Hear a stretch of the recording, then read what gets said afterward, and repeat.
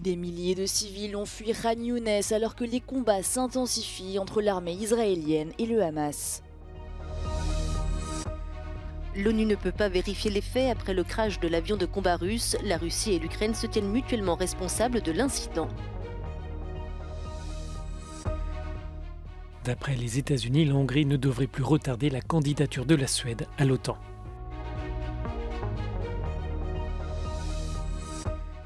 Scandale au sein de l'Église protestante allemande. Un rapport inédit comptabilise plus de 2000 victimes d'abus sexuels commis par des religieux.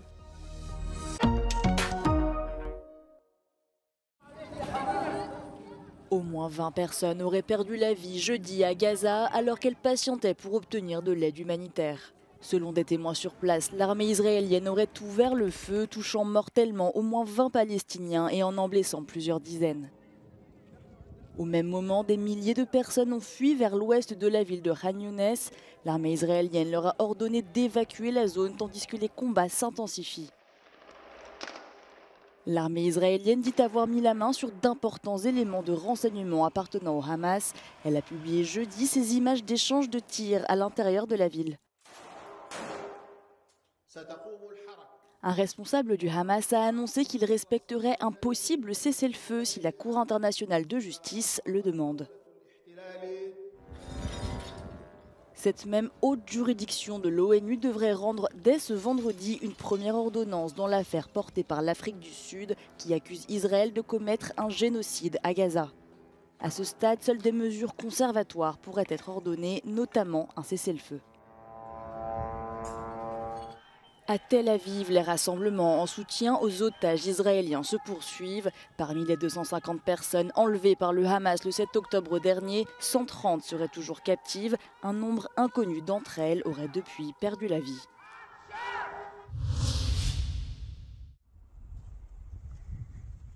La Russie et l'Ukraine poursuivent leur offensive sur le front de l'information. Les belligérants s'accusent mutuellement d'être à l'origine de l'accident de l'avion de combat russe qui transportait des prisonniers de guerre ukrainiens. Ces images fournies par le comité d'enquête de la Fédération de Russie, diffusées jeudi soir, montrent le site où s'est écrasé l'IL-76 dans la région de Bolgorod, près de la frontière ukrainienne. Chaque partie mène son enquête et impossible pour l'ONU de vérifier les éléments matériels qui permettraient de déterminer les causes du dommage. We understand both Russia and Ukraine are conducting separate investigations into the incident, and Ukraine has called for an international probe. The United Nations is not in a position to verify these reports or the circumstances of the crash. Côté ukrainien, les frappes menées par Moscou ont fait plusieurs blessés dans les zones résidentielles et causé d'importants dommages sur les infrastructures dans la région d'Odessa au cours des 2 derniers jours. Dans cette région comme dans celle de Mykolaïv, 11 drones russes auraient été abattus selon les autorités ukrainiennes dans la nuit de mercredi à jeudi. L'ambassadrice américaine auprès de l'OTAN estime que l'adhésion de la Suède devrait se produire prochainement. Les représentants de l'Alliance ont eu l'assurance que la Hongrie devrait ratifier la candidature de Stockholm. Budapest bloquée avec la Turquie la demande suédoise depuis 1 an et demi. Mais le Parlement turc a approuvé en début de semaine l'adhésion de la Suède, laissant la Hongrie comme dernier État membre de l'OTAN à ne pas s'être encore prononcé sur cette question. An important step forward. Now we're focused on Hungary.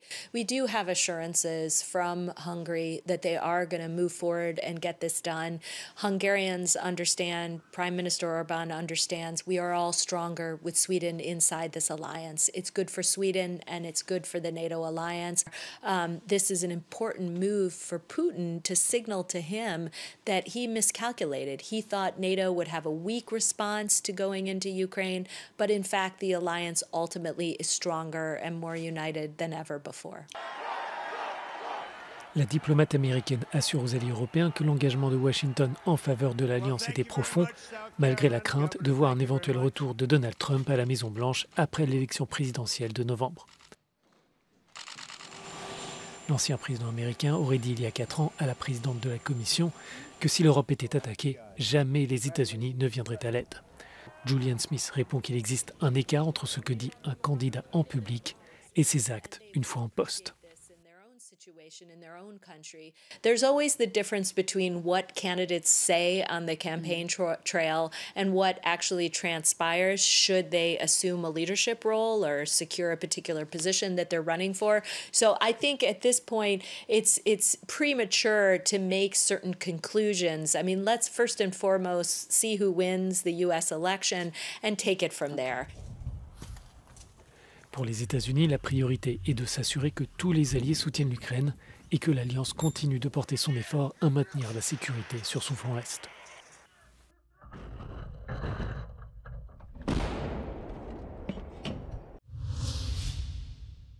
En Équateur, les autorités ont commencé à détruire jeudi près de 22 tonnes de cocaïne saisie en début de semaine. C'est la plus grande saisie jamais réalisée dans le pays dans un contexte d'extrême tension contre les narcotrafiquants. La plupart des gangs sont désormais considérés comme des groupes terroristes. La drogue saisie est mélangée à du ciment et de la chaux avant d'être broyée. L'Équateur est devenu un centre de stockage et d'exportation de drogue, notamment de cocaïne, vers les marchés américains et européens. En Alabama, aux États-Unis, Kenneth Eugene Smith, un condamné à mort de 58 ans, a été exécuté dans la nuit de jeudi par inhalation d'azote. C'est la première fois qu'un tel gaz est utilisé, qui plus est sans sédation préalable. Ce procédé a été condamné par le Haut-Commissariat de l'ONU aux droits de l'homme, qui le compare à un acte de torture. Kenneth Eugene Smith avait été définitivement condamné à mort en 1996 après le meurtre d'une femme 8 ans plus tôt. Son complice avait déjà été exécuté il y a 14 ans. En Allemagne, l'Église protestante a publié une étude indépendante menée par des universitaires sur des violences sexuelles commises en son sein. Selon l'estimation rendue publique ce jeudi, 9 355 mineurs pourraient avoir été abusés sexuellement. Ce rapport a pu comptabiliser 1 259 auteurs présumés et 2 225 victimes. Les responsables religieux se disent choqués. Wir haben uns auch als Institution an unzählig vielen Menschen schuldig gemacht. Und ich kann Sie, die Sie so verletzt wurden, nur von ganzem Herzen um Entschuldigung bitten. Des victimes d'abus sexuels militent depuis des années pour que la vérité éclate. Elles appellent les autres victimes à prendre la parole. Die evangelische Kirche hat ein Problem mit sexualisierter Gewalt. Es finden sich auch hier hohe Zahlen. Und sie hat vor allem auch ein Problem damit, wie sie mit den Betroffenen umgeht, wenn sie sich melden. En 2018, c'était l'Église catholique qui faisait son examen de conscience. Dans un rapport, cette dernière révélait qu'au moins 3 677 personnes avaient été abusées par le clergé catholique. Plus de la moitié des victimes étaient âgées de 13 ans ou moins et près d'un tiers d'entre elles étaient des enfants de cœur. La décision a été rendue ce jeudi. Le tortionnaire autrichien Josef Fritzl, surnommé le monstre d'Amstetten, est condamné à perpétuité pour avoir séquestré et violé sa fille pendant 24 ans, vient d'obtenir le droit de sortir du quartier de haute sécurité où il est détenu. Les juges se sont basés sur un rapport d'expertise psychiatrique citant son âge avancé et un début de démence. Il doit être placé dans un régime de détention classique et suivre des examens réguliers. Ja, war ein bisschen den Tränen nahe, noch einmal geschildert, dass das ganz etwas Furchtbares ist, das gemacht hat, ja, und dass ihm diese Menschen irrsinnig leid tun und dass das am liebsten ungeschehen machen würde. Ja, hat auch vorher schon mehrfach gesagt, würde am liebsten sein Leben dafür geben, dass das ungeschehen machen kann, aber kann es halt leider nicht ungeschehen machen. Aber befasst sich wirklich Tag und Nacht mit dieser Thematik. Hat wirklich die Akten vor sich. L'ancien électricien de 88 ans a été condamné en 2009 pour inceste, viol, séquestration, réduction en esclavage et homicide par négligence de l'un de ses fils, né de la relation incestueuse qu'il a eue avec sa fille. Cette dernière a été séquestrée et violée de 1984 à 2008 dans une cave-bunker aménagée au sous-sol de la propriété familiale à Amstetten. Pendant toutes ces années, Josef Fritzl a continué de vivre dans le pavillon avec sa femme.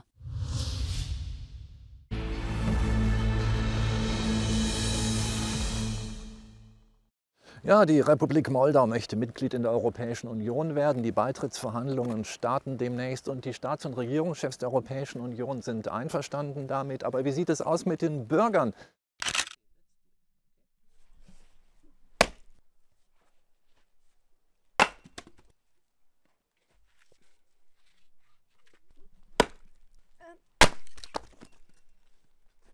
Do you feel part of the European Union? Partly, I feel that we are part of European Union. One day we will be accepted in that community.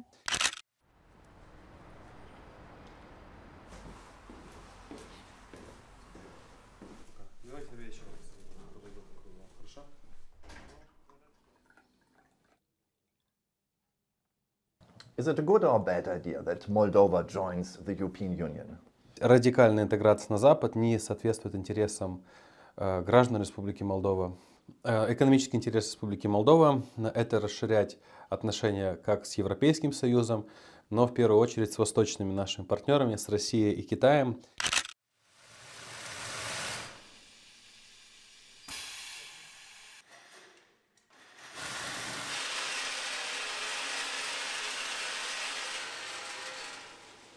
Moldova will be a member of the European Union maybe soon. So what's your opinion about this?